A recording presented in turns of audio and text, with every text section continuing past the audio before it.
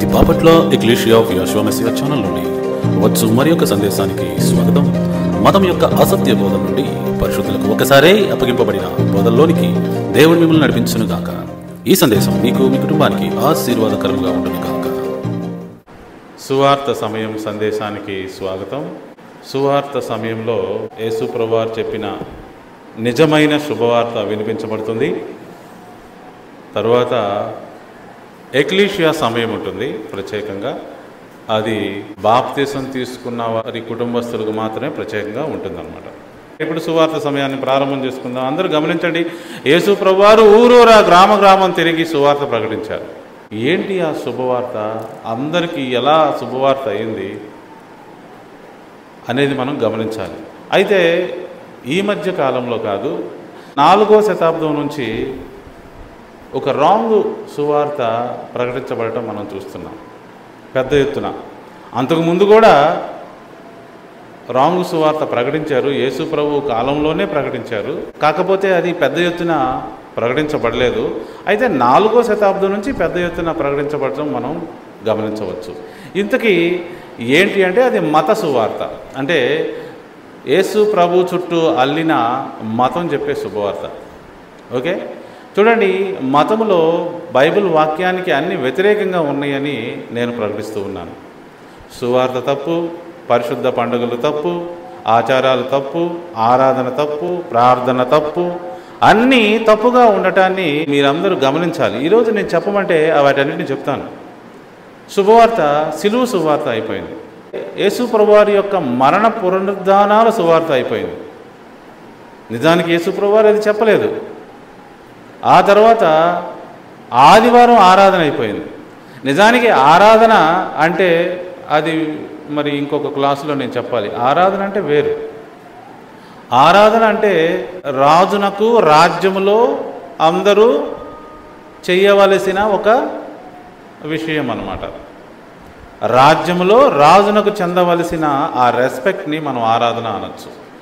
ఇక్కడ రాజ్యాలు లేవు, రాజులు లేరు. అయితే మతంలో ఉన్న ఆరాధన కేవలము రాంగ్ ఆరాధన అయిపోయింది. నిజమైన ఆరాధన ఎవరైతే దేవుని రాజ్యంలోకి వస్తారో వారు మాత్రమే చూపించగలరు. ఇంకొకటి విశ్వాసము. విశ్వాస పాత్రల్లోనే ఉంటుంది. నువ్వు విశ్వాస పాత్రుడిగా లేవంటే నీలో ఏం విశ్వాసం ఉన్నట్టు?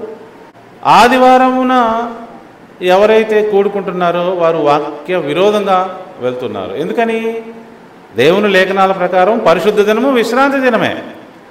విశ్రాంతి దినమున శిష్యులందరూ బోధించారు, యేసు ప్రభువారు బోధించారు, అందరూ రెస్ట్ తీసుకున్నారు. విశ్రాంతి దినమున శాస్త్రులు పరిసయ్యులు తప్పు చేస్తుంటే ప్రభువారు వాళ్ళని కరెక్ట్ చేశారు, ఇలా చేయకూడదు, ఇలా చేయాలని. విశ్రాంతి దినమున పంట చేలో వెళ్తూ కంకులు తుంచుకొని తినటం అనేది తప్పు కాదు అంటున్నాడు ఆయన, యేసు ప్రభువారు. విశ్రాంతి దినమున మేలు చేయవచ్చు. విశ్రాంతి దినమున ఏమి చేయాలో ఏమి చేయకూడదో తెలుసుకోండి. అయితే విశ్రాంతి దినమున చేయవలసినవి వేరే దినమున చేయకూడదు, అది ప్రభువారు చెప్పారు. స్పష్టంగా మనందరూ అర్థం చేసుకోవాలి. మతము పాటించుతున్న ఈ విషయాలన్నిటిని బట్టి నేను మీకు చెప్పేది ఏంటంటే, అలా మతపు కార్యక్రమాల్లో ఎవరైతే ముందుకెళ్తున్నారో వారు మోసపోతున్నారు అని చెప్తాను. వారు యేసు ప్రభువారు తీర్పు దినములో ఉంటారు. అప్పుడు యేసు ప్రభువారు ఏమంటారంటే, మీరెవరో నాకు పరిచయం లేదు, మీరు అక్రమము చేశారు కాబట్టి నా యొద్ద నుండి వెళ్ళిపోండి అంటాడు. యేసు ప్రభువారు ముందే చెప్పారు, నేను ఇలా అనబోతున్నానని ముందే చెప్పారు. అలా ఎవరు అనిపించుకోకూడదంటే ఏం చేయాలి? నిజంగా రక్షణ శుభవార్తను వినాలి, రక్షణలోకి రావాలి, యేసు ప్రభువారు చెప్పినట్లుగా విశ్వాస పాత్రులుగా జీవించాలి, చక్కగా ముందుకెళ్ళాలి, మంచి జీవితాన్ని కలిగి ఉండాలి, పరిశుద్ధ జీవితాన్ని, నీతి జీవితాన్ని కలిగి ఉండాలి. కానీ అలా లేని పక్షమున అందరూ మరి ప్రభువు చేత అనిపించుకుంటారు, మీరెవరో నాకు తెలియదు అని. ఈ శుభవార్త గురించి పాత నిబంధన గ్రంథంలోనే ప్రవక్తల నోట పలికించాడు దేవుడు. అందరూ గమనించాలి. మతము ఏమంటుందంటే, పాత నిబంధన భక్తులు లేకపోతే ఆదికాండం నుంచి కూడా ప్రతి ఒక్కటి క్రీస్తు గురించి చెప్తున్నవి అంతా క్రీస్తుమయం, క్రీస్తు చుట్టే తిరుగుతున్నవి అంటారు. The story of the Bible which is leading to the Christ అంటారు. బైబిల్ ప్రాజెక్ట్ అని ఫేమస్ అయ్యింది ఇంటర్నెట్లో. వాళ్ళు ఏం చెప్తారు? Everything leading to the story of Jesus Christ, everything leading to the Jesus Christ అంటారు. అంటే ప్రతి ఒక్కటి క్రీస్తు దగ్గరికి వస్తుంది, ప్రతి ఒక్కటి క్రీస్తునే చూపిస్తుంది అంటారు. నేనేమంటానంటే ప్రతి ఒక్కటి క్రీస్తు రాజ్యాన్ని చూపిస్తుంది అంటున్నాను నేను. తప్పుగా అర్థం చేసుకున్నారు మతస్థులు. ప్రపంచవ్యాప్తముగా ఒక పెద్ద మిస్అండర్స్టాండింగ్ ఏంటంటే అందరూ క్రీస్తు క్రీస్తు క్రీస్తు అంటున్నారు, క్రీస్తు ఏమో రాజ్యం అన్నాడు. చూసారా? ఇప్పుడు మీరందరూ నన్ను పొగుడుతున్నారు అనుకోండి, నేను ఇంకొకరిని పొగుడుతున్నాను అనుకోండి, దాని అర్థం ఏంటి? మీరందరూ అతన్ని కదా పొగడాల్సింది. జాగ్రత్తగా గమనించాలి. మీరందరూ ఒక వ్యక్తిని పొగుడుతున్నారు. ఆ వ్యక్తి అంటే పొగడటం అంటే మీ అందరి గొప్పతనాన్ని ఆ వ్యక్తికి ఆపాదిస్తున్నారు. కానీ ఆ వ్యక్తి ఇంకొక వ్యక్తికి ఆపాదించాడు అనుకోండి, అప్పుడు అర్థం ఏంటి? మనందరము ఆ వ్యక్తి ఎవరికైతే ఆపాదిస్తున్నాడో ఆ వ్యక్తిని మనం పొగడాలి, ఆ వ్యక్తికి ముందుగా గౌరవం ఇవ్వాలని అర్థం. అందరూ యేసుక్రీస్తు యేసుక్రీస్తు యేసుక్రీస్తు దేవుడు, యేసుక్రీస్తు యేసుక్రీస్తే సువార్త, యేసుక్రీస్తు, అందరూ యేసుక్రీస్తు వెంటబడ్డారు, యేసుక్రీస్తు మతం చేసేసారు. మరి భయంకరంగా సువార్త మారిపోయింది అంటున్నాను, పండుగలు మారిపోయినాయి అంటున్నాను, రోజులు మారిపోయినాయి అంటున్నాను, ఆచారాలు మారిపోయినాయి అంటున్నాను. సో చూడండి, కానీ యేసుక్రీస్తు ఏం చెప్పాడు? ఆయన రాజ్యం గురించి చెప్పాడు. I am Christ of this Kingdom. నేను క్రీస్తునే, నేను మెస్సయ్యానే, కానీ ఈ కింగ్డమ్కి. మీరందరూ గమనించాల్సింది పాత నిబంధన గ్రంథంలో ఆది కాండం నుంచి కూడా చెప్తుంది. నా గురించి అనుకుంటున్నారా? లేదు, నేను ఏ రాజ్యానికైతే రాజునో ఆ రాజ్యం గురించి ప్రకటించారు. దానియేలు చెప్పింది క్రీస్తు గురించి కాదు, దానియేలు చెప్పింది ఒక రాజ్యం గురించి, దానికి క్రీస్తే రాజు. ఇంత చిన్న మిస్అండర్స్టాండింగ్లో అపవాది మొత్తాన్ని మాయ చేసేసారు. పర్సన్ పట్టుకున్నారు ఇన్స్టెడ్ ఆఫ్ కింగ్డమ్. అందుకే ఈ రోజున అనేక మంది పేరుకు మాత్రమే విశ్వాసులు, వారి జీవితాల్లో ఫలితాలు లేవు, ఫలం లేదు. నీతి, పరిశుద్ధత, ఆత్మ ఫలాలు ఇవన్నీ లేవు, ఆత్మ వరాలు ఇవన్నీ లేవు. ఎందుకంటే రాంగ్గా పట్టుకున్నారు. దానియేలు చెప్పిందేంటి, మోషే చెప్పిందేంటి, యెషయా చెప్పిందేంటి, ఇర్మియా చెప్పిందేంటి, యెహెజ్కేలు చెప్పిందేంటి, యోనా చెప్పిందేంటి, వీళ్ళందరూ చెప్పిందేంటి, మాలాకి చెప్పిందేంటి, దావీదు చెప్పిందేంటి, సొలొమోను చెప్పిందేంటి, సమూయేలు చెప్పిందేంటి? వీరందరూ క్రీస్తు గురించి చెప్తున్నారని మతం చెప్తుంది. నేనేమంటాను, లేదు, వీరందరూ క్రీస్తు రాజ్యం గురించి చెప్తున్నారు. అది పరిశుద్ధులకే చెందుద్ది, అది నీతిమంతులకే చెందుద్ది. మోసపోయారు మతస్థులారా, మీ సిలువ సువార్త తప్పు. ఎక్కడ చెప్పాడు యేసుప్రభువారు? ఒక్క వచనం చూపించండి, యేసుప్రభువారు ఎక్కడ సిలువను గురించిన వార్త చెప్పాడు? నేను సిలువ పైన మరణిస్తాను, మీ అందరికీ పాప క్షమాపణ కలుగుద్ది, నేను మరలా తిరిగి లేస్తాను అని ఎక్కడ ప్రకటించారు చెప్పండి? ఎక్కడ ప్రకటించలా. ఆయన ఎప్పుడు ప్రకటించినా దేవుని రాజ్యం గురించే ప్రకటించారు.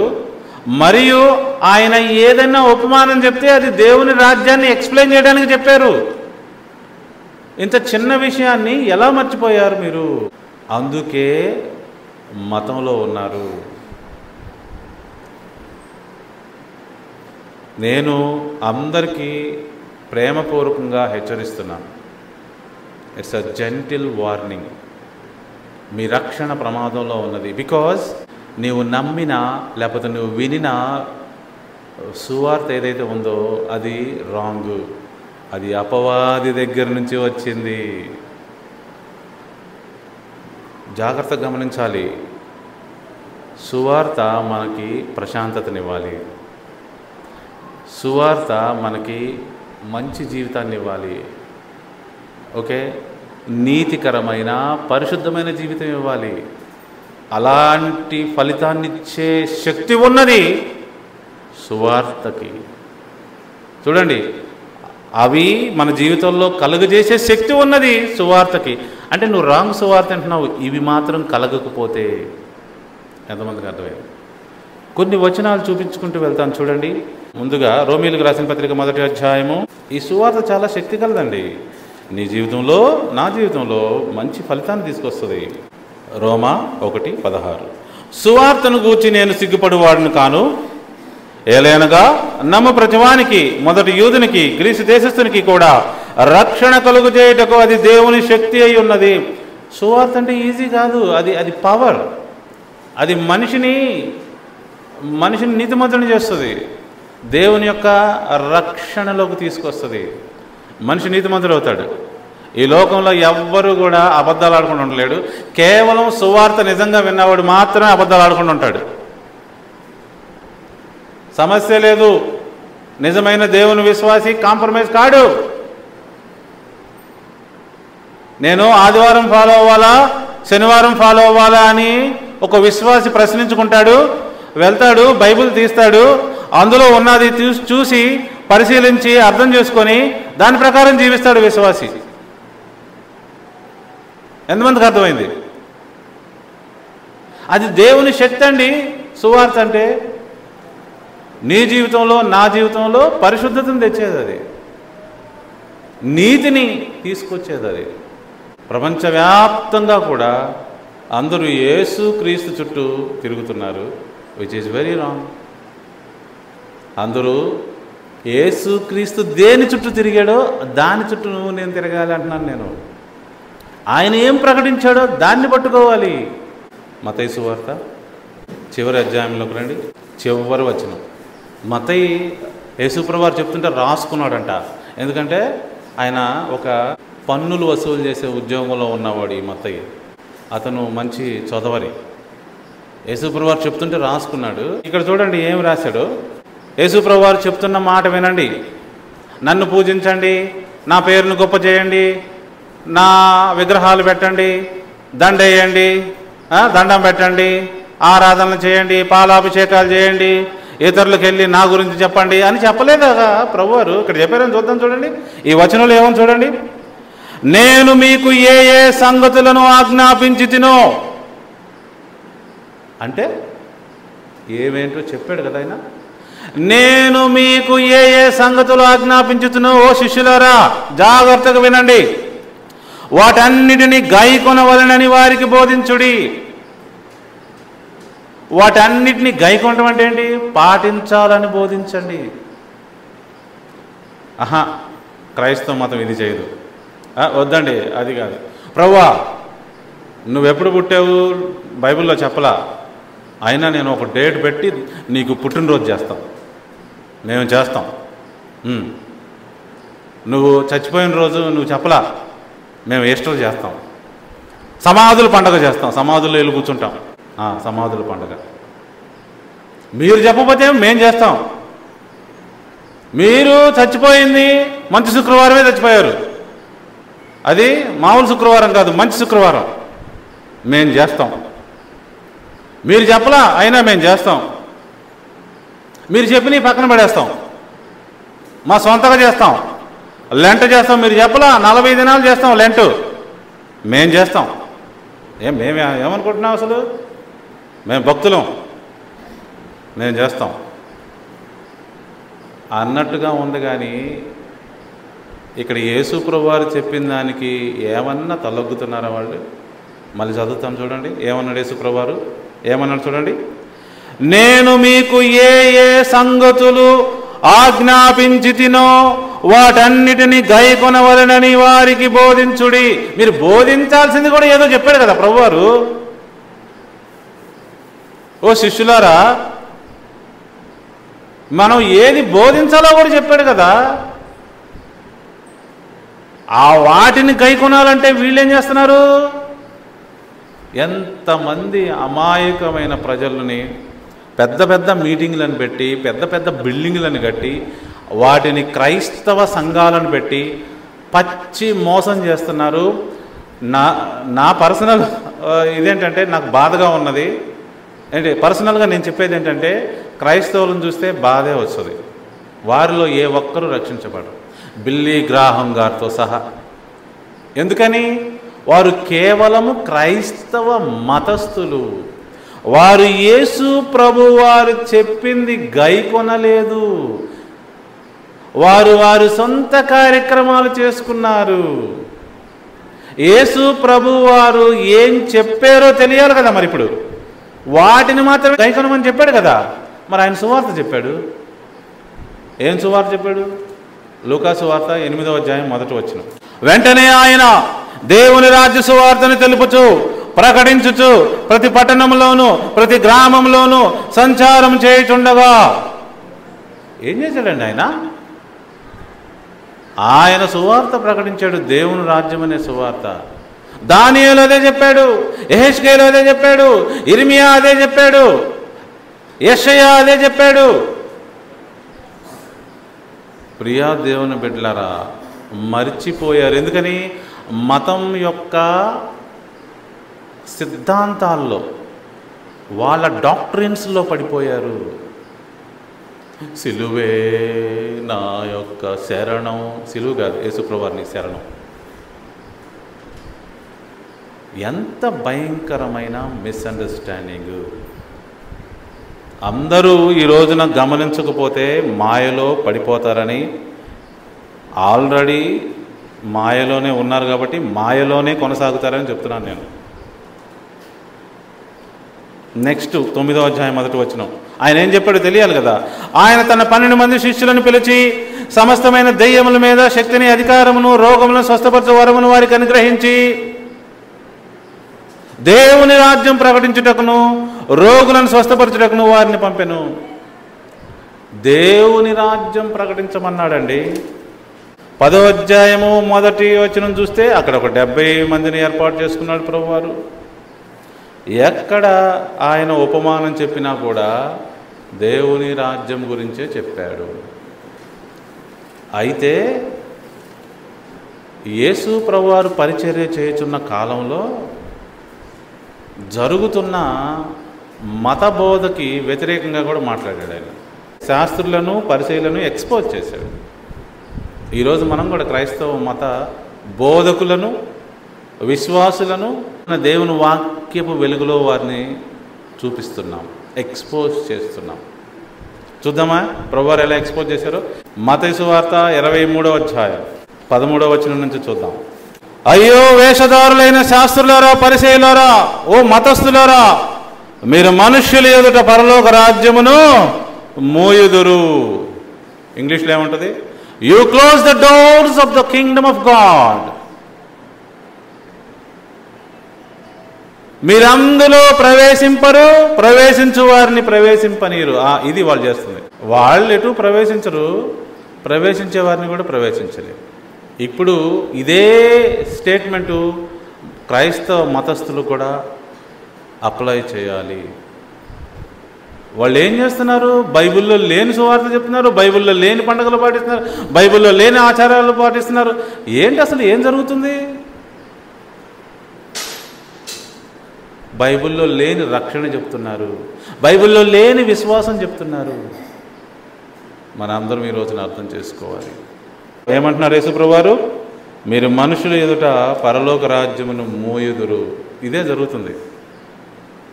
యేసుప్రభువారు సువార్త ప్రకారం మనం అందరం పరలోక రాజ్యం ప్రవేశించాలి. కానీ మూసేస్తే ఇంకేముంది? 15వ వచనం. అయ్యో వేషధారులైన శాస్త్రులారా, పరిసయ్యులారా, ఒకని మీ మతములో కలుపుకొనుటకు మీరు సముద్రమును భూమిని చుట్టి వచ్చెదరు. అక్కడ వాళ్ళని ఏమంటారు? ఇండియాకు వచ్చారు, వాళ్ళని ఏమంటారు చెప్పండి ఎవరైనా? మిషనరీలు. They are on machine.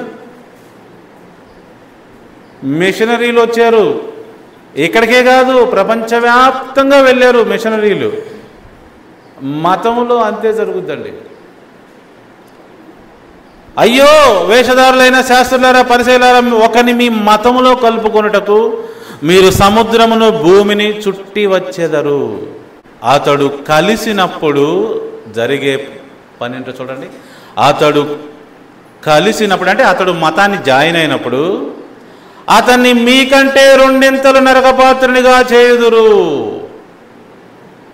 ఇందును బట్టే నేను క్రైస్తవ మతములో ఉన్న విశ్వాసులైన వారి పట్ల నాకు భారం ఉన్నది, జాలి ఉన్నది. వారు నిజముగా రక్షించబడితే నేను చాలా సంతోషిస్తాను. కానీ రక్షించబడ్డాను అన్న ఒక ఫేక్ రక్షణలో ఉంటే, నకిలీ రక్షణలో ఉంటే, మాయలో ఉంటే మరి బాధే కదా. అందుకే ఈ శుభవార్త. యేసు ప్రభువారు ఏమంటున్నారు? ఓ మతస్థులారా, మీరేం చేస్తున్నారు మీకే తెలియట్లా.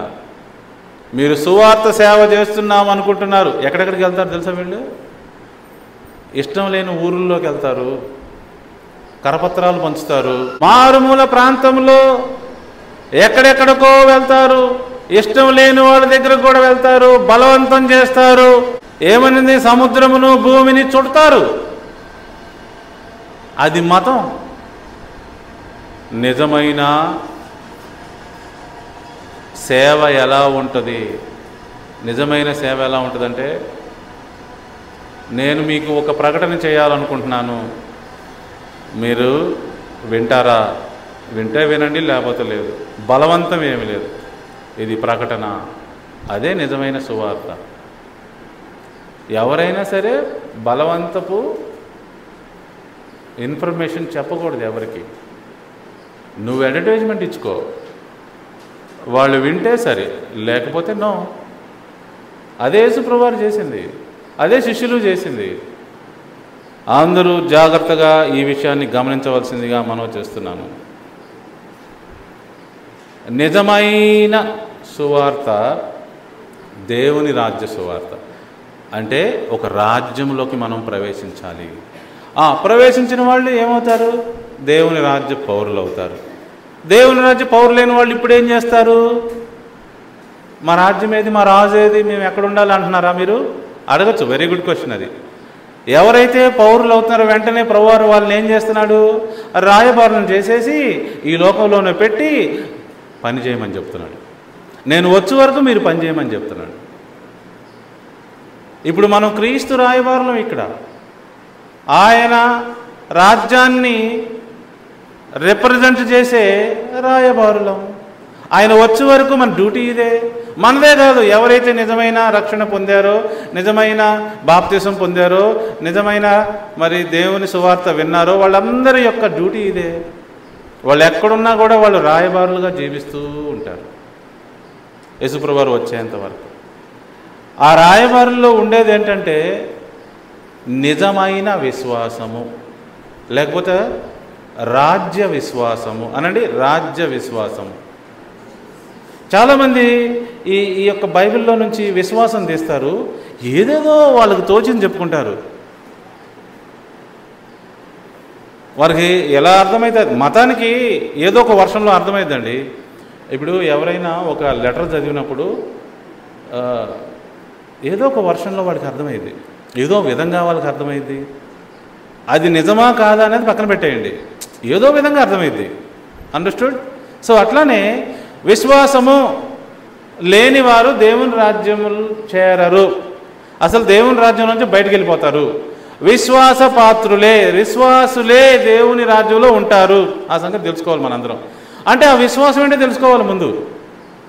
విశ్వాసం చుట్టూ ఉన్న విషయాలు మీ ముందుకు తీసుకొస్తాను. యేసుప్రభువారు అన్నారు, అల్ప విశ్వాసులారా అన్నాడు ఒకసారి. మరి ఇంకొక చోట అన్నాడు, మీ విశ్వాసం ఎక్కడా అన్నాడు. నేను మరలా తిరిగి వచ్చినప్పుడు భూమిపైన విశ్వాసం కనుగొనగలనా అన్నాడు. విశ్వాసం అంటే నిరీక్షించు వాటి యొక్క నిజ స్వరూపము, అదృశ్యమైనవి ఉన్నవనుటకు రుజువునై ఉన్నదని హెబ్రీలకు రాసిన పత్రిక 11వ అధ్యాయం 1వ వచనంలో రాయబడింది. ఇంకొక చోట ఏం రాయబడింది? నమ్ముట నీ వలనైతే నమ్మువానికి సమస్తము సాధ్యము అని రాయబడి ఉంది. చూడండి, విశ్వాసం గురించిన వచనాలు ఇవన్నీ. కానీ ఈ విశ్వాసం గురించిన విషయము మిస్అండర్స్టాండింగ్ చేసుకున్నారు మతములో. వాళ్ళ వర్షన్ వేరు అని చెప్తున్నాను నేను. ఇప్పుడు కరెక్ట్గా తెలుసుకోవడానికి ప్రయత్నం చేద్దాం. విశ్వాసము అంటే ఏంటో తెలుసుకోవడానికి ప్రయత్నం చేద్దాం. అబ్రహాము విశ్వాసులకు తండ్రి అంటారు. ఆయనకు ఉన్న విశ్వాసం ఏంటో తెలుసుకుందాం. ఆదాము దగ్గరికి వెళ్దాం. ఆదాము దేవుని యొక్క మాటకి చక్కగా లోబడకుండా దాన్ని అతిక్రమించాడు. అప్పుడు అతను ఏమయ్యాడు? విశ్వాసఘాతకుడు అయ్యాడు. ఆదామా, నేను చెప్పిందేంటి, నువ్వు చేసిందేంటి? నేను తినద్దన్నాను, నువ్వు తిన్నావు. నువ్వు విశ్వాసఘాతకుడు అయిపోయావు. సింపుల్, అంతే. అక్కడ పోయిన విశ్వాసము మరలా యేసు ప్రభువులోనే వచ్చింది. విశ్వాసము వెల్లడాయను అనండి అందరూ. విశ్వాసము వెల్లడాయను. చూడండి, మీరందరూ విశ్వాసులు అవ్వాలంటే దాని అర్థం ఏంటో తెలుసా? You have to be a trustworthy person to something. అంటే ఏదో ఒక దానికి కట్టుబడి జీవించాల్సిన ఆవశ్యకత మీకు వచ్చినప్పుడు మీరు విశ్వాసులు అవుతారు. మళ్ళీ చెప్తున్నా, మీరు దేనికో ఒక దానికి, ప్రభుత్వానికో లేకపోతే ఒక మనిషికో ఒక సిస్టమ్కో ఒక సంస్థకో దేనికో ఒక దానికి కట్టుబడి జీవించాల్సిన ఆవశ్యకత ఎప్పుడైతే మీకు వచ్చిందో అక్కడ మీరు విశ్వాసులుగా ఉండాలి. అర్థమైన చేయొద్దండి. అర్థమైంది కదా? అర్థం అవ్వలేదా? ఒక్కరికి అర్థం కాకపోయినా ఊరుకోండి, మళ్ళీ చెబుతా. ఇప్పుడు ఒక సంస్థలోకి ఒక షాపులోకి మనం చేరాం. వాళ్ళు ఏం చెప్పారంటే, ఇదిగోండి మా రూల్స్ అని పెట్టారు. మా షాప్లో రూల్స్ ఇవి. నీవు విశ్వాస పాత్రుడిగా లేకపోతే విశ్వాసిగా ఉండవలసిన ఆవశ్యకత అక్కడ ఏర్పడింది. నువ్వు ఆ షాపులోకి ఎంప్లాయీగా ప్రవేశించకపోతే ఆ షాపు పట్ల నువ్వు విశ్వాసిగా ఉండాల్సిన అవసరం లేదు. యూ డోంట్ హ్యావ్ టు, నీకు అవసరం లేదు కదా. కానీ ఎప్పుడైతే నువ్వు ఆ షాప్లో జాయిన్ అయ్యావో ఆ షాప్ రూల్స్ అన్నీ నువ్వు ఫాలో అవ్వాలి. అప్పుడు ఫాలో అవుతున్న వారిని ఏమంటారంటే విశ్వాస పాత్రుడు అంటారు, లేకపోతే విశ్వాసి అంటారు. ఇప్పుడు అర్థమైందా? యేసు క్రీస్తు ద్వారా మనందరికీ విశ్వాసం వెల్లడైంది. అంటే ఏంటి? We have to be trustworthy to something that Jesus Christ has brought. అంటే యేసు ప్రభువు వారు ఏదో తెచ్చాడు, దానికి మనం విశ్వాసపాత్రులుగా ఉండాల్సిన ఆవశ్యకత ఏర్పడింది. అలానే అబ్రహాంకి ఏర్పడింది దేవుని పట్ల. ఇప్పుడు నీకు నాకు విశ్వాసంగా దేనికైనా ఉండాలా అని మీరు ప్రశ్నించుకోండి. నేను దేనికైనా నమ్మకంగా ఉండాలా? దేనికైనా ట్రస్ట్వర్దీగా ఉండాలా? సరైన వర్డ్ ఇంగ్లీష్లో ట్రస్ట్వర్దీ, ఇట్స్ నాట్ ఫెయిత్. సో అందుకే మీ అందరూ జాగ్రత్త గమనించాలి. మీరు నేను ఈ రోజున విశ్వాసులుగా ఎందుకు ఉండాలంటే ఒక గవర్నమెంటు ఒక నియమ నిబంధనలు వచ్చి పడ్డాయి, మనం అందులోకి వచ్చాం కాబట్టి మనం విశ్వాస పాత్రులుగా ఉండాలి. మీ విశ్వాసం ఎక్కడా అని ప్రభువారు అడిగినాడంటే అర్థం ఏంటి? మీరు దేనికో విశ్వాస పాత్రులుగా ఉండాల్సిన ఆవశ్యకత ఉంది కాబట్టి ఎందుకు ఉండలేదు అని అడుగుతున్నాడు. మీరు కనుక దేనికైతే ట్రస్ట్వర్తీగా ఉండాలో విశ్వాసంగా ఉండాలి దానికి ఉన్నారంటే మీకు కావలసినవన్నీ అనుగ్రహించబడతాయి అన్నాడు. ఇది విశ్వాసము. విశ్వాసం వెల్లడైంది. ఇప్పుడు మన పిల్లలు పక్కింటి ఇంటి యజమానికి విశ్వాసపాత్రులుగా ఉండాలా? చెప్పండి, అవసరం లేదు కదా. మన పిల్లలు మనకు విశ్వాసంగా ఉండాలి, లేకపోతే మన మాట వినాలి కదా. అట్లానే ఇప్పుడు మనం దేవుని మాట వినటానికి వచ్చాము కాబట్టి అక్కడ చూపించాలి మన విశ్వాసం. దేవుని లేఖనాలు ధర్మశాస్త్రం మనకి ఇచ్చారు కాబట్టి అక్కడ చూపించాలి మన విశ్వాసం. యేసుప్రభువారు ఇందాక ఏమన్నారు? నేను ఏ ఏ సంగతులు మీకు ఆజ్ఞాపించానో వాటిని గైకొనాలని బోధించండి. అందులో క్రిస్మస్ లేదు, అందులో ఈస్టర్ లేదు, అందులో లెంట్ లేదు, అందులో ఈ యొక్క ఆదివారం ఆరాధనలు అసలు ఈ ఆచారాలన్నీ ఏమీ లేవు. ఈ కుటుంబ ఆరాధనలు, ఈ జ్ఞాపకార్థ కూడికలు ఇవన్నీ ఏమీ లేవు. ఈ వర్షిప్లు ఇవన్నీ ఏమీ లేవు. మరి ఏమి ఉన్నాయి? ఆయన ఏదో ఆజ్ఞాపించాడంట. మతస్థులను అడిగితే ఏమంటారు? ఏం ఆజ్ఞాపించాడు? మాకేం తెలీదే. నిన్ను వల్ల నీ పొరుగువారిని ప్రేమించాలన్నారు. అదేనా? డౌట్ కలుగుతారు. నీ దేవుడైన ప్రభువుని నీ పూర్ణ హృదయంతో పూర్ణాత్మతో పూర్ణ శక్తితో ప్రేమించాలన్నారు. అదేనా? అనుమానం కలుగుతారు, తెలియదు వాళ్ళకి. ఓకే, సో అందుకే ఏ ఏ సంగతులు ఆజ్ఞాపించాడో అవే చేయాలి. అంటే అక్కడ విశ్వాసం వెల్లడైంది.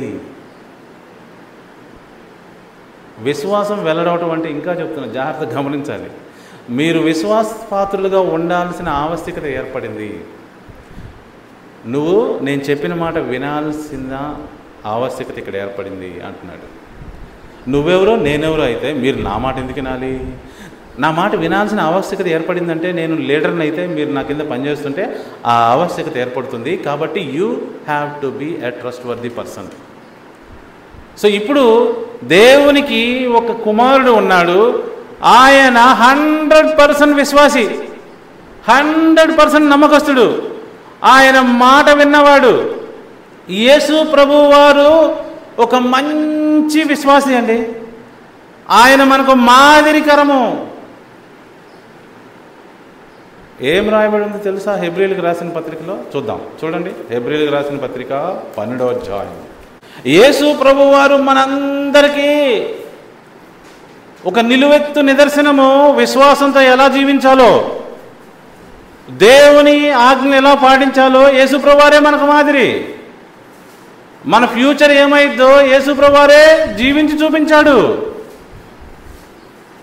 మనందరము అది అర్థం చేసుకోవాలి. ఈ రోజున యేసు ప్రభువారు శుభవార్త, ఆ రాజ్య శుభవార్త, ఆ రాజ్యములో ఉన్న నియమ నిబంధనలు నువ్వు పాటించబద్ధుడివై ఉన్నావు. విశ్వాసపాత్రుడిగా ఉండాల్సిన ఆవశ్యకత ఏర్పడింది. కాబట్టి నీవు విశ్వాసిగా ఉండాలి. ఎవరయ్యా మనకు మాదిరి అంటే యేసు ప్రభువారు. ఇక్కడేం రాయబడింది చూడండి, 2వ వచనం. మనము కూడా ప్రతి భారమును సులువుగా చిక్కులు పెట్టు పాపమును విడిచిపెట్టి విశ్వాసమునకు కర్తయు అంటే ఏంటి చెప్పండి? అసలు విశ్వాసి ఎలా ఉండాలో చూపించినోడు అని అర్థం. ఒక విశ్వాసి ఎలాగా నడుచుకోవాలో జీవించి చూపించినవాడు. కర్త, క్రియ, కర్మ అన్నీ ఆయనే. మీరు నేను ఎలా విశ్వాసంగా ఉండాలి, మీరు నేను ఎంత నమ్మకంగా ఉండాలి, అదిగో విశ్వాసమునకు కర్త అదిగో ఆయనే. చదువుతున్నా చూడండి. విశ్వాసమునకు కర్తయు దానిని కొనసాగించువాడినైన యేసు వైపు చూచుచు మన ఎదుట ఉంచబడిన పందెములో ఓపికతో పరిగెత్తుదుము. వినుచున్న ప్రతి ఒక్కరికి నేను ఒకటే చెప్తున్నా, నిజమైన సంఘము ద్వారా నిజమైన జ్ఞానము బయటకు వస్తుంది. విని అర్థం చేసుకున్న వాళ్ళు ధన్యులవుతారు. వినమని బలవంతం అయితే చేయము. ఈ లోకములో క్రైస్తవ్యములో ఉన్న సంఘాలన్నీ దేవుని మార్గములో లేవని చెప్తున్నాం. వారు మోసపోయారు అపవాది ద్వారా అని చెప్తున్నాం. వారికి విశ్వాసము అంటే కూడా తెలియదని నేను మనవి చేస్తున్నాను. విశ్వాసమునకు కర్త ఎవరంటే యేసు ప్రభువారు. ఆయన జీవించి చూపించాడు. ఆయన మాదిరిగా తండ్రి అయిన దేవునికి నీవు నేను విశ్వాసపాత్రులుగా జీవిస్తేనే కానీ యేసు ప్రభువారికి వచ్చిన ఫలితాలు కానీ లైఫ్ కానీ మనము పొందుకోలేము. అది మ్యాటర్. దేవుని రాజ్యములోకి మొట్టమొదటిగా ఇప్పటికే ప్రవేశించింది ఎవరంటే యేసు ప్రభువారు మాత్రమే.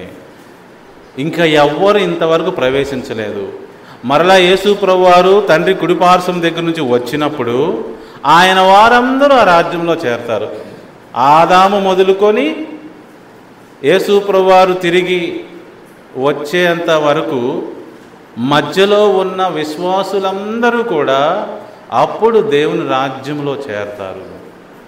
ఇప్పటి వరకు యేసు ప్రభువారు ఒక్కడే చేరాడు. తండ్రి కుడిపార్శ్వమున ఆయనే కూర్చుంటాడు అనుకుంటున్నారా? లేదు, మనం అందరం కూడా కూర్చుండబోతున్నాం. అది ఆయనే చెప్పాడు యేసు ప్రభువారు.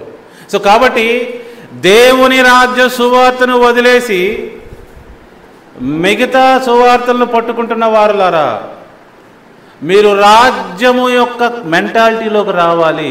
రాజ్యంలో రాజు ఉంటాడు, రాజ్యంలో రాజ్యం ఉంటుంది, రాజ్యంలో సబ్జెక్ట్స్ ఉంటారు. డెమోక్రసీలో పుట్టి పెరిగిన ఎవరైనా సరే రాజ్యం యొక్క కాన్సెప్ట్ని అర్థం చేసుకోవడం కొంచెం కష్టమే. రాజ్యంలో ఎలా ఉంటుంది జీవితం, రాజ్యంలో లైఫ్ స్టైల్ ఎలా ఉంటుందో కొంచెం అర్థం చేసుకోవడం కష్టమే. ఎందుకని? మనం ఎక్కడ పుట్టి పెరుగుతున్నాము? రిపబ్లిక్లో, ప్రజాస్వామ్యం ఉన్న ప్రాంతంలో పుట్టి పెరిగాం కాబట్టి రాజ్యంలో లైఫ్ స్టైల్ ఎలా ఉంటుందో తెలియదు అనమాట, పరిచయం ఉండదు అనమాట. సో అందరూ ఈ రోజున గమనించాల్సింది ఏంటంటే విశ్వాసము, రాజ్య విశ్వాసము కావాలి. రాజు చెప్పిన మాట వినాలి. రాజాజ్ఞ అంటే రాజ్యంలో ఉన్న పౌరులందరూ అమ్మో అంటారు, రాజాజ్ఞ ఇది అంటే ముందుకెళ్ళరు, అతిక్రమించుకుంటా భయపడతారు. ఈ రోజున అందరం కూడా యేసు ప్రభు మాదిరిగా విశ్వాసము తెచ్చుకోవాలి. విశ్వాస పాత్రుల్లోనే విశ్వాసం ఉందని తెలుసుద్ది. ఎవరన్నారు ఈ మాట? పేజ్ తిప్పండి. యాకోబు పత్రిక 2వ అధ్యాయము 18వ వచనం. అయితే ఒకడు నీకు విశ్వాసమున్నది, నాకు క్రియలున్నవి, క్రియలు లేకుండా నీ విశ్వాసము నాకు కనపరచుము, నేను నా క్రియల చేత నా విశ్వాసము నీకు కనపరుచునని చెప్పాను. చూసారా ఏమంటున్నాడు యాకోబు భక్తుడు? విశ్వాస పాత్రుడిలోనే విశ్వాసం ఉంటుంది. విశ్వాస పాత్రుడు అవ్వాలంటే ఏం చేయాలి? ఒక 10 సంవత్సరాలు ఒక టైం పీరియడ్లో నువ్వు నిరూపించుకోవాలి విశ్వాస పాత్రుడని. అప్పుడే నువ్వు విశ్వాస పాత్రుడు అవుతావు. ఎంతమందికి అర్థమవుతుంది? సో విశ్వాసము క్రియల ద్వారా మాత్రమే తెలియపరచబడుద్ది. అంటే నువ్వు విశ్వాసపాత్రుడిగా జీవిస్తూ ఉంటేనే నీలో విశ్వాసం ఉందని అర్థమైంది, లేకపోతే అర్థం కాదు. ఊరికి ఒట్టి మాటలు చెప్తే కుదరదు. నేను విశ్వాసిని అని చెప్తే నీ జీవితంలో నీతి, పరిశుద్ధత ఉండాలి. చాలామంది విశ్వాసులు ఎలా ఉన్నారు తెలుసా? చూడండి, రేషన్ దగ్గరికి వెళ్తారు, అక్కడ ఫ్రాడ్ చేస్తారు. ఏంటి? రేషన్ కార్డు తీసుకొని. ఎంతమంది విశ్వాసుల రేషన్ కార్డులో కరెక్ట్ పేర్లు ఉన్నాయి, కరెక్ట్ వయసులు ఉన్నాయి? ఎంతమందికి డూప్లికేట్ ఓటర్ కార్డులు ఉన్నాయి?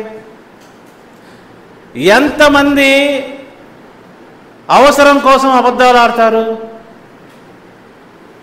చూడండి, ఎంతమంది ఓటుకి నోట్లు తీసుకుంటారు? ఎంతమంది లంచాలు ఇస్తారు విశ్వాసులైన వారు? ఎంతమంది లంచం పుచ్చుకుంటారు విశ్వాసులైన వారు? ఎంతమంది అన్యాయం చేస్తారు ప్రతి దాంట్లో? చూడండి, వీళ్ళందరిలో ఎందుకు న్యాయం లేదు తెలుసా? వీళ్ళు ఫేక్ విశ్వాసంలో ఉన్నారు. వీళ్ళు ఫేక్, నకిలీ విశ్వాసము, నకిలీ సువార్త, నకిలీ పండుగలు, నకిలీ యేసు, నకిలీ క్రీస్తు. అందువలన వీళ్ళు నకిలీ జీవితం జీవిస్తూ ఉన్నారు. వీరినే కదా ప్రభువారు అనబోతున్నాడు, రేపు మీరెవరో నాకు పరిచయం లేదు, అక్రమం చేయవాళ్ళారా నా యొద్ద నుండి వెళ్ళిపోండి అంటున్నాడు. అందుకే ఈ రోజున నిజమైన సువార్తను మీ యొద్దకు తీసుకొస్తున్నాను. దాని ద్వారా మాత్రమే నిజమైన రక్షణ కలుగుద్ది, నిజమైన విశ్వాసం కలుగుద్ది. మనిషి అవుతాం. లేకపోతే ఏ ఎండక గొడుగు, ఎక్కడ వేసిన గొంగలు అక్కడే ఉంటుంది, ఏమీ మారదు. అసలు పరిశుద్ధంగా మాట్లాడే మాటలు రావు. అసలు అన్ని బూటకపు మాటలే, నకిలీ మాటలు, నకిలీ జీవితాలు. ప్రభువారు ఏమంటారంటే, ఎవరైతే నిజమైన విశ్వాసం పొందుకుంటారో, విశ్వాస పాత్రులుగా ఉంటారో, వాళ్ళు నా వెలుగులో నడుస్తారు. Walk in the light of the lord అని పాట పాడితే కాదు, దాని మీనింగ్ తెలుసుకోవాలి. ఏంటి? I walk in the light of the lord, I walk in the light of the lord అంటే కాదు. అంటే ఏంటో అర్థం తెలుసుకోవాలి. దేవుని నిజమైన సత్యములో నడవటం, వెలుగులో నడవటం అంటే ఎంతమందికి అర్థమవుతుంది? సో ప్రియ దేవుని బిడ్డలారా, పాడు జీవితం, మోసకరమైన జీవితం, దుష్టకరమైన జీవితం, బ్యాడ్ హ్యాబిట్స్తో ఉన్న జీవితం, నలుగురికి అన్యాయం చేసే జీవితం, ఇదంతా విశ్వాసులకి తగదండి. మరి ఈ రోజున విశ్వాసులు అనుకుంటున్న వారు ఎలా ఉన్నారు? విశ్వాసులకి ఇవి ఉండకూడదు. ఏవి నేను చెప్తున్నాను చూడండి. అహంకారం ఉండకూడదు, అసూయ ఉండకూడదు, ద్వేషం ఉండకూడదు, ఇవి కూడా ఉండకూడదు. పగ, కుట్ర ఇవన్నీ చేయకూడదు వాళ్ళు. మరి ఇవన్నీ చేస్తున్నారంటే వాళ్ళు విశ్వాసులు ఇంకా కాలేదు అని అర్థం. వాళ్ళకి అసలు సువార్తే తెలియదని అర్థం. వాళ్ళకి అసలు దేవుని యొక్క విజనే తెలియదని అర్థము. ఇక్కడ యేసు ప్రభువారి గురించి చూసాము, ఆయనకున్న విశ్వాసము చూసాము, ఆయన చెప్పిన సువార్తను కూడా విన్నాము. ఇప్పుడు ఆయనే మన విశ్వాసానికి కర్త. యాకోబు భక్తుడు ఏమంటున్నాడు? నీవు క్రియలు చూపించకపోతే నీకు విశ్వాసం ఉన్నదని తెలియదు నీకు. యాకోబు 2:19 దేవుడొక్కడే అని నీవు నమ్ముచున్నావు, అలాగ నమ్ముట మంచిదే, దెయ్యములను నమ్మి వణుకుచున్నవి. చాలామంది ఏమంటున్నారు తెలుసా? దేవుడు ఒక్కడే, దేవుడికి నేను భయపడుతున్నాను, దేవుడు అంటే నాకు కూడా భయం ఉంది నా జీవితంలో అంటూ ఉంటారు. ఏం భయం? నువ్వు దేవునికి భయపడుతున్నావు, దెయ్యాలు కూడా దేవునికి భయపడుతున్నాయి. అంటే నువ్వు దెయ్యం ఒకటేనా అంటున్నాడు. నువ్వు భయపడుతున్నావు అంటున్నావు, భయపడుతున్నాం కాబట్టి విశ్వాసం అని చెప్పుకుంటున్నావు. మరి దెయ్యాలు కూడా నమ్మి అణుగుతున్నాయిగా, దెయ్యాలు కూడా విశ్వాసులేనా?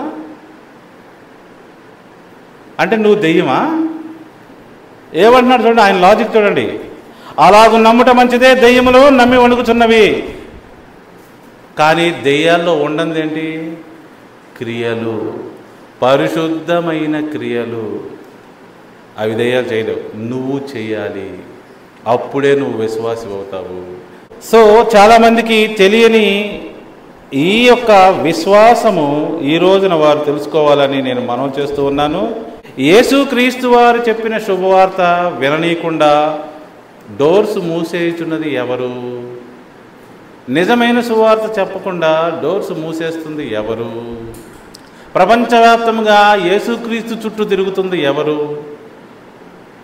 పాటలన్నీ, పాత పాటలు చూస్తే అన్నీ యేసుప్రభువారి చుట్టే, యేసుప్రభువారి చుట్టే తిరుగుతున్నాయి అన్నీ. నిజానికి యేసుప్రభువారు దేవుని రాజ్యం చుట్టూ తిరిగారు. దేవుని రాజ్యంలో అలా ఉండాలి, దేవుని రాజ్యంలో ఎలా ఉండాలి అని కొండ మీద ప్రసంగం చేశాడు ఆయన. కొండ మీద ప్రసంగం. మీరు ధనము కూర్చుకొనవద్దు అని ప్రభువారు చెప్పారు, కానీ అందరూ ధనం కూర్చుకోవడానికే వెళ్తున్నారు. నీ ధనం ఎక్కడ ఉంటుందో నీ కన్ను అక్కడ ఉంటుంది అన్నాడు. అంటే ఏంటి? నీ కన్ను దేని మీద పడిందో దానికే నీ డబ్బులన్నీ ఖర్చు అవుతాయి అన్నాడు. నీ కన్ను తిండి మీద పడిందా, తిండికి ఖర్చు అవుతాయి. నీ కన్ను సోకు మీద పడిందా, సోకు ఖర్చు అవుతాయి. నీ కన్ను ఏ వ్యక్తి మీద పడిందా ఆ వ్యక్తి కోసం నీ డబ్బులు ఖర్చు అవుతాయి. నీ కన్ను మందు బాటిల్ మీద పడిందా దానికే ఖర్చు అవుతాయి. నీ కన్ను దేని మీద పడిందో దానికే ఖర్చు అవుతాయి నీ డబ్బులన్నీ. నీ ధనం అక్కడికి వెళ్ళిపోతాయి. ప్రియా దేవుని బిడ్డలారా, ఇప్పుడు విశ్వాసంగా ఉండటం అంటే ఏమనుకుంటున్నారు? ఏం చేయాలి మనం? దేవుని రాజ్యములో మనందరము దేవుని రాజ్యపు నీతిని వెతకాలి. ముగిస్తాను, జాగ్రత్తగా గమనించండి. 2 మాటలు అనండి. నీతి. నీతి అంటే మీరేం చెప్పనవసరం లేదు. నీతి అంటే దేవుని ఆజ్ఞలను పాటించడం వలన వచ్చే స్టేటస్. ఒక గవర్నమెంట్కి కరెక్ట్గా అలైన్ అయితే వచ్చే స్టేటస్ని నీతి అంటారు. ఇంగ్లీష్లో రైచియస్నెస్. ఇక్కడ విశ్వాసం కూడా అదే వస్తుంది. చూసారా? నువ్వు విశ్వాస పాత్రుడిగా ఉన్నావంటే అర్థం ఏంటి? నేను ఇందాక చెప్పాను విశ్వాసం వెల్లడైందని. ఇప్పుడు నేను ఒక పెద్ద షాప్ పెట్టానండి, మిమ్మల్ని అందరినీ షాప్లో తీసుకున్నాను. సపోజ్ తీసుకోగానే విశ్వాసం వెల్లడైపోద్ది. నా షాప్కు నువ్వు నమ్మకస్తుడిగా పనిచేయాలి. ఇంకంతే. పని చేయకపోతే నేనేం చేస్తాను? తీసేస్తా కదా. నా షాప్ ఓపెన్ చేసి నేను ఎంప్లాయీగా ఎప్పుడైతే తీసుకున్నానో విశ్వాసం వెల్లడైపోయింది. నువ్వు విశ్వాసపాత్రుడిగా ఉండాల్సిన ఆవశ్యకత ఏర్పడింది. అలానే ఎప్పుడైతే దేవుని రాజ్యం ఇక్కడికి వచ్చిందో, నువ్వు దేవుని రాజ్య పౌరుడు అయ్యావో, లోపలికి ఎంటర్ అయ్యావో, విశ్వాసం నువ్వు చూపించాల్సిందే. విశ్వాసపాత్రుడిగా నువ్వు ఉండాల్సిందే. యేసుప్రభువారు ఉన్నారు, మాదిరి చూపించాడు. అందుకే విశ్వాసపాత్రులు మాత్రమే విశ్వాసం కలిగి ఉంటారు. వాళ్ళు మాత్రమే లోపల ఉంటారు, మిగతా వాళ్ళందరూ బయట ఉంటారు. విశ్వాసం లేని దుష్ట తరములాగా మనం ఉండద్దు. ఎవరైనా దేవుని రాజ్యంలో ఉండాలంటే దేవుడు ఆజ్ఞాపించిన ఆజ్ఞలకి కట్టుబడి ఉండాలి. దాన్నే విశ్వాసం అంటాము, దాన్నే నీతి అంటాము. అంతేగాని ఒక వ్యక్తిని నేను నమ్ముతున్నాను, ఒక వ్యక్తిని నమ్మటం కాదు ఇది. ఎవరైనా ఒక వ్యక్తిని నమ్ముతున్నారు అంటే అర్థం ఏంటో తెలుసా? ఆయన యొక్క అథారిటీని నమ్ముతున్నారు. అక్కడ కూడా గవర్నమెంటే ఉన్నది, అక్కడ కూడా ఆయన రూల్సే ఉన్నవి. ఎవరైనా ఇప్పుడు నా యందు విశ్వాసం ఇస్తున్నారు అన్నారనుకోండి, లేకపోతే యేసుక్రీస్తునందు విశ్వాసం ఇస్తున్నారు అన్నారనుకోండి, దాని అర్థం ఏంటి? వ్యక్తి కాదు, ఆ వ్యక్తి చెప్పిన మాటలు, ఆ వ్యక్తి కలిగి ఉన్న అధికారానికి మనం లోబడి ఉండాలి. పౌలు ఏమన్నాడు గుర్తుందా మీ అందరికీ? నేను ఎలాగైతే క్రీస్తుని పోలి నడుచుకుంటున్నానో మీరు నన్ను పోలి నడుచుకోండి.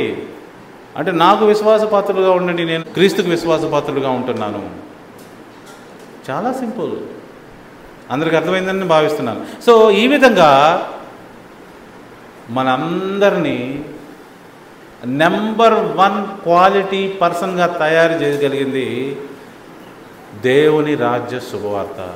ఎందుకంటే దేవుని రాజ్యానికి ఉన్న ఆ ధర్మ గ్రంథము మన మనసుల్లో యేసుక్రీస్తు ద్వారా, అలాగే పరిశుద్ధాత్మ శక్తి ద్వారా రాయబడుతూ ఉన్నది. ఇప్పుడు నమ్మకంగా మనం ఉంటే దేవుడు నమ్మకస్తులకే అన్నీ విరివిగా అన్నీ ఇస్తాడు.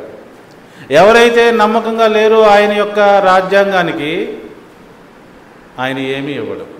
ఆ లైన్ కూడా చదివేసి నేను ముగిస్తాను.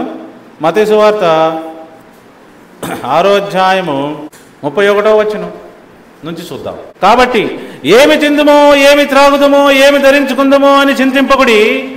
అన్యజనులు అంటే మతస్థులు, ప్యాగన్ పీపుల్. అన్యజనులు అంటే ఏంటి? జాగ్రత్తగానండి, అన్యజనులు అంటే చాలామందికి తెలియదు, ఫారినర్స్ అని అర్థం.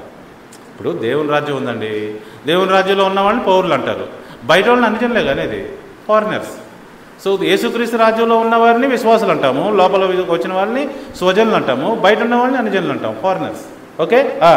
కానీ ఇక్కడ దేవుని రాజ్యంలో ఉన్న వాళ్ళకి ఉండాల్సిన మెంటాలిటీ ఏందో చెప్తున్నాడు, బయట ఉండేవాళ్ళ మెంటాలిటీని కూడా చెప్తున్నాడు. జాగ్రత్త గమనించండి. కాబట్టి ఏమి తిందుమో, ఏమి త్రాగుదమో, ఏమి ధరించుకుందామో అని చింతింపకుడి. అలాంటివి దేవుని రాజ్య పౌరులు ఉండకూడదంట. అన్యజనులు వీటన్నిటి విషయమే విచారించరు. అంటే దేవుని రాజ్యం బయట ఉన్న వాళ్ళకి ఈ యాటిట్యూడ్, ఈ మెంటాలిటీ ఉండాలి, మనకు ఉండకూడదు. ఇవన్నీ మనకు కావాలని మన పరలోకపు తండ్రికి తెలియను, మన రాజుకు తెలుసు. కాబట్టి మీరు ఆయన రాజ్యమును, నీతిని మొదట వెతుకుడి. మీరు విశ్వాసపాత్రులుగా ఉండడానికి ట్రై చేయండి, విశ్వాసులుగా ఉండడానికి ట్రై చేయండి. విశ్వాసం వెల్లడైంది. You are in the kingdom of God as a citizen, you have to follow the law of the kingdom. That's it. ఎవరైతే law of the kingdom follow అవుతున్నారో వారిని రైచియస్ అంటారు, నీతి అంటారు. అదే ఇక్కడ చెప్పాడు. అప్పుడు అవన్నీ మీకు అనుగ్రహించబడును. చూసారా అండి? సో మనలో ఎవరైతే దేవుని రాజ్య పౌరులు అయ్యామో, విశ్వాసం వెల్లడైంది, విశ్వాసపాత్రులుగా ఉండాలి.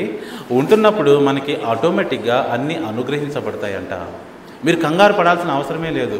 మీరు కంగారు పడాల్సింది ఒకే ఒక విషయంలో, నేను విశ్వాసగా ఎలా ఉండాలి, నేను నమ్మకస్తుడిగా ఎలా ఉండాలి, నేను విశ్వాస పాత్రుడిగా ఎలా జీవించాలి, నేను నా డ్యూటీ ఎలా చేయాలి, దేవుని రాజ్య అంబాసిడర్గా నేను ఏం చేయాలి, ఏం మాట్లాడాలి, ఎలా ప్రవర్తించాలి. This is what we need to think about. ఇదే మనం ఆలోచించాలి. దేవుని రాజ్య పౌరులు ఇలా కూడా ఆలోచించకూడదంట. 34వ వచనం, రేపటి దినమును గూర్చి చింతింపకుడి, రేపటి దినము దాని సంగతులను గూర్చి చింతించును, ఏనాటి కీడు ఆ నాటికి చాలును. స్పష్టంగా యేసుప్రభువారు చెప్పారు. Right, close your Bibles. So మీ అందరికీ అర్థమైందా దేవుని రాజ్యం అంటే ఏంటో, దేవుడు అంటే ఏంటో, దేవుని కుమారుడు అంటే ఏంటో, సువార్త అంటే ఏంటో, మరి విశ్వాస పాత్రులుగా మనం ఎందుకు ఉండాలో, మనకి ఎప్పుడు అన్నీ అనుగ్రహించబడతాయో, మన ఫ్యూచర్ ఏంటో, ఇవన్నీ సువార్తలోనే ఉన్నవి. సువార్త ఎవరికైతే అర్థమవుతుందో అది శక్తి, దేవుని శక్తి, అది మనుషులను నిజమైన వ్యక్తులను చేస్తుంది, నీతిమంతులను చేస్తుంది, పరిశుద్ధులను చేస్తుంది. అది అర్థం కానోళ్ళు అంతే ఇక ఈ లోకంలో మాదిరిగా ఉంటారు. ఓకే. సో ఈ నిజమైన శుభవార్తను అందరూ అర్థం చేసుకొని మత సువార్త నుండి, మోసపూరితమైన అబద్ధ బోధల వలన వచ్చు సువార్త నుంచి బయటపడి నిజమైన దేవుని రక్షణలో, నీతిలో, పరిశుద్ధతలో వర్ధిల్లాలని నేను కోరుకుంటూ ఈనాటి ఈ సువార్త సమయం సందేశాన్ని ముగిస్తూ ఉన్నాను. Right, thank you all for joining today. మరలా వచ్చే వారం కలుసుకుందాం. అంతవరకు సెలవు.